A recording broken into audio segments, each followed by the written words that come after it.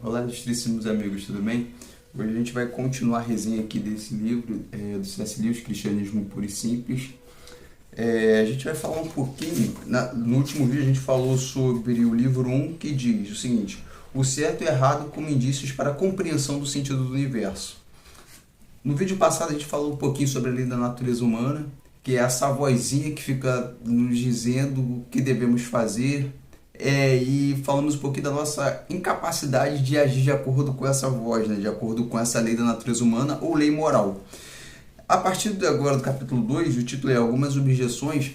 C.S. Lewis ele recebeu algumas objeções, algumas perguntas, e dentre elas ele destacou duas. Uma delas é o seguinte: será que a lei moral não é apenas um instinto? Será que o que nós chamamos de lei moral não é apenas um instinto que o ser humano desenvolveu? É assim como o instinto materno, o instinto sexual ou o instinto por comida? C.S. Lewis vai definir instinto como o desejo ou o anseio de agir de uma determinada maneira, de uma certa forma. Ele vai dizer o seguinte: você pode, o desejo de ajudar alguém é diferente de você sentir a obrigação de ajudar alguém. Ele vai dar o seguinte exemplo: se você ouvir alguém gritando por socorro, por exemplo, você pode ter dois impulsos, dois instintos. Um instinto de ajudar e outro de você ficar na sua para você manter sua autopreservação. Mas a partir daí vai ter uma terceira coisa. Essa terceira coisa vai te dizer que você tem o dever de ajudar e suprimir o desejo de fugir. Entendeu? Essa terceira coisa vai fazer você julgar entre esses dois instintos. O instinto de ajudar e o instinto de se autopreservar. A partir daí ele dá o seguinte exemplo. Ele dá um exemplo de um piano. Você imagine um piano com suas teclas e uma partitura. Ele vai falar que os instintos são as teclas e que a lei moral é a partitura que vai reger a música. Digamos assim, ele vai falar o seguinte: não existe necessariamente... a lei moral, ela vai dizer qual nota você deve tocar mais alto e qual nota você não deve tocar em determinada ocasião. Ele vai falar que não existe o instinto ruim. E a lei moral, ela não se reduz ao instinto, ela está acima do instinto. Entende? E a lei moral, ela vai em determinados momentos estimular você a ter certos instintos e em alguns momentos ela vai mandar você suprimir certos instintos. Um exemplo: o amor materno, o amor da pátria, algumas pessoas acham que são bons, e o sexo, o instinto de luta, algumas pessoas acham que são ruins.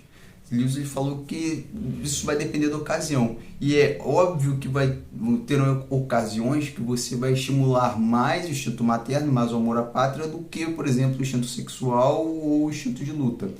Mas em algumas ocasiões, tanto o instinto sexual quanto o instinto de luta serão necessários, e em outras ocasiões você suprimir o amor materno e suprimir o amor à pátria também serão necessários.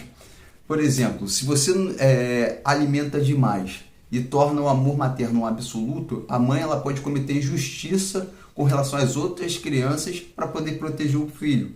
Se você estimula muito o patriotismo, por exemplo, você pode cometer injustiças em outras nações, você pode oprimir outras nações. Lembrando que C.S. Lewis escreve isso no contexto da Segunda Guerra Mundial. Você estimula muito o patriotismo, você pode oprimir outras nações, justificando a partir do seu excesso de patriotismo. Então, C.S. Lewis vai falar que se você pega um determinado instinto e leva ele a um absoluto, você pode se transformar em um demônio. Então, o que vai dizer se o instinto é bom ou não é a ocasião e a lei moral que vai determinar qual instinto você deve estimular e qual instinto você deve reprimir. Ela vai estar acima dos seus instintos e vai julgar os seus instintos. A segunda objeção que ele recebe é: a lei moral não é apenas uma convenção social? Ele vai dizer o seguinte, que de fato nós aprendemos praticamente tudo dos nossos professores, mas algumas coisas são convenções sociais, outras coisas são verdades reais. Por exemplo, em que faixa da rua você vai dirigir? Tem até a mão inglesa, né, que é diferente da nossa. Isso é uma convenção social. Dependendo do lugar, dependendo da região que você esteja, você vai guiar o carro de um lado da rua ou do outro. Mas a tabuada, independente de você esteja na Inglaterra ou aqui, é a mesma. Entende? Então, não é porque você aprendeu algo dos seus pais que isso não é necessariamente uma convenção social. Não é porque você aprendeu algo dos seus professores que é necessariamente uma convenção social. Algumas coisas são convenções sociais, outras coisas são verdades reais. Ele vai falar que a moralidade é uma verdade real. Tanto é que você consegue distinguir. Quando você olha para a moralidade nazista e a moralidade cristã, você consegue medir as duas e definir que uma é melhor do que a outra. Então você tem um padrão elevado que vai definir qual é superior à outra, né? No capítulo 3 ele vai falar um pouquinho sobre ele vai retomar o capítulo 1, ele vai falar sobre as duas questões que a humanidade tem, que ele chama de estranhas, que é a primeira, que nós temos essa lei moral nos guiando, e a segunda, que nós não conseguimos cumpri-la como deveríamos, nós não agimos de acordo com ela. Aí ele vai trazer o exemplo, por exemplo, de uma pedra e de uma árvore. Ele vai dizer que a pedra e a árvore elas são o que são.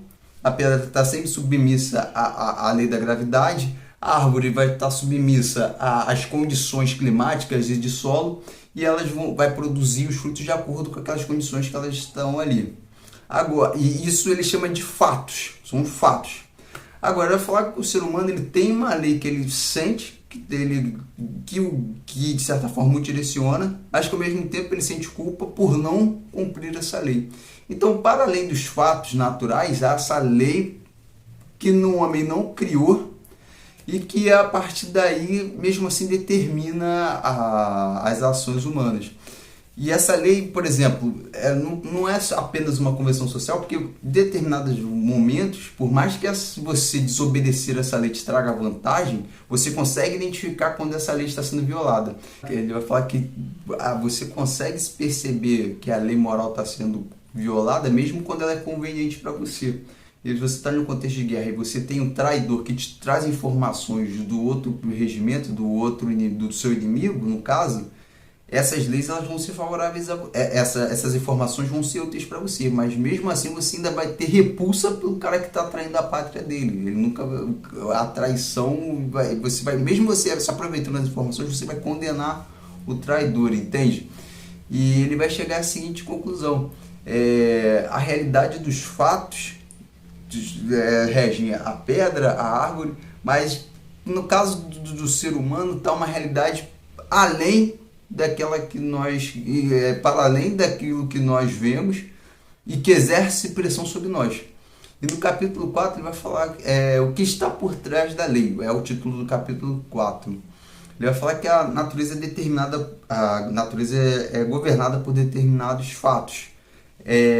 Esses fatos, no caso do ser humano, eles estão para além da natureza, porque o ser humano ele vai ter sempre essa tensão entre o que ele é e o que ele deveria ser. Entende? E ele vai falar sobre a natureza do universo, porque se tem uma lei que está para além do mundo natural, no capítulo 4 do C.S. Lewis ele vai começar a investigar o que está por trás dessa lei natural. Ele vai falar que nessa investigação ele começa a observar a natureza do universo. Ele vai falar que é basicamente duas visões de você encarar a natureza do universo. A primeira é a visão materialista, que acredita que o universo é fruto de acaso, que a vida surgiu aqui de maneira aleatória e que todo ser e toda a questão da vida orgânica, tudo mais que a gente vê, é fruto de forças aleatórias e ao acaso sem sentido, sem propósito. A outra visão é a visão religiosa, que diz que o que está por trás do universo é uma mente brilhante, de certa forma, que tem preferências e tem propósito. Ele vai falar que não dá para afirmar qual é a correta do ponto de vista científico, porque do ponto de vista científico, a ciência ela trabalha com observação. Por exemplo, um cientista ele mira o telescópio para uma determinada estrela e consegue observar essa estrela a tal hora de tal dia. Nesses dois casos, com relação à natureza do universo, não tem como chegar a essa conclusão. Então você vai precisar de outras ferramentas para estudar e chegar a qual a conclusão a conclusão correta com relação à natureza do universo. E entender porque o universo existe, como ele funciona e se ele tem sentido ou não. E ele diz que o primeiro ponto é você observar o próprio ser humano e as nossas informações internas. Ele vai falar que essa lei moral que a gente tem, que não foi criada pela gente e que a gente não consegue esquecer e que a gente sabe que deve obedecer, que exerce pressão sobre a gente, ela revela que, de certa forma, um certo poder controlador fora do universo Assim como você pode ver uma casa construída você sabe que naquela casa ali teve um construtor, teve um arquiteto. E esse arquiteto ele não está nas paredes da casa, mas pela casa você deduz que é alguém que a construiu, entende? Então, de certa forma, essa força criadora, ela construiu o universo, mas está para além do universo. E como nós conseguimos ter contato ou compreender a natureza dessa força? Ele vai falar que é somente a lei natural, entende? Que a gente tem, e de certa forma universal entre todas as pessoas, é um desses indícios. Ele vai falar que tem, no capítulo 5, ele vai falar que tem duas formas de você compreender isso. Uma é observando o próprio universo, você entender a natureza dessa força criadora. É observar o universo, e a outra é uma forma interna, que é você ter a lei natural. Capítulo 5 ele vai falar que temos motivos para nos sentir incomodados.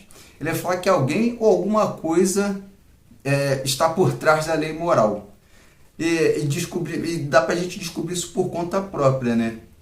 Através de duas pistas, basicamente, que eu falei anteriormente. É você observando o universo ou você observando a lei moral que o ser humano traz dentro de si. Ele vai falar que você vai descobrir mais sobre Deus observando a lei moral do que o universo, porque você consegue aprender mais de Deus observando a lei moral, porque você consegue entender de certa forma quais são as reivindicações desse Deus. Da mesma forma que você consegue conhecer mais uma pessoa ouvindo ela conversando com outra do que olhando a casa que ela construiu, por exemplo. Então ele falou que essa pista que a gente tem dentro da gente diz muito sobre esse Criador e a natureza de Deus, né? Que condena a desonestidade, que condena a exploração e que ao mesmo tempo valoriza o altruísmo, valoriza o amor, a empatia e tudo mais.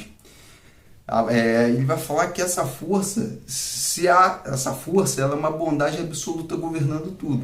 E se ela governa tudo e é uma bondade absoluta, e nós temos total dificuldade em cumprir essa lei, nós automaticamente nos tornamos inimigos. Então, além de ser a bondade absoluta, ela também se torna um terror supremo, porque nós estamos diante de alguém que a gente não consegue atender às reivindicações e à expectativa como criaturas. Aí ele vai falar que, por exemplo, o cristianismo ele não tem nada a dizer para aquela pessoa que acha que não tem nada de que se arrepender ou que acha que não tem nenhuma falha. Porque ele vai falar que só consegue alcançar a cura quem reconhece que está doente, né? Então o cristianismo é justamente essa boa nova, que vai mostrar, primeiro, como nós somos incapazes de cumprir essa lei moral e de cumprir essas exigências da lei moral, como o próprio Deus ele se fez homem para poder nos salvar, porque nós somos incapazes de fazer isso por si só. Eu vou encerrar o vídeo por aqui, porque senão ele fica muito extenso, mas depois a gente volta no livro 2 para falar um pouquinho, e o livro 2 o título é No que acreditam os cristãos. Acredito que com o vídeo a gente consiga matar isso aí, mas aí deve ficar para o finalzinho dessa semana ou para a semana que vem. Então é isso, meus amigos. Se você gostou, curtiu, deixa o like e até a próxima, meus amigos. Tchau, tchau.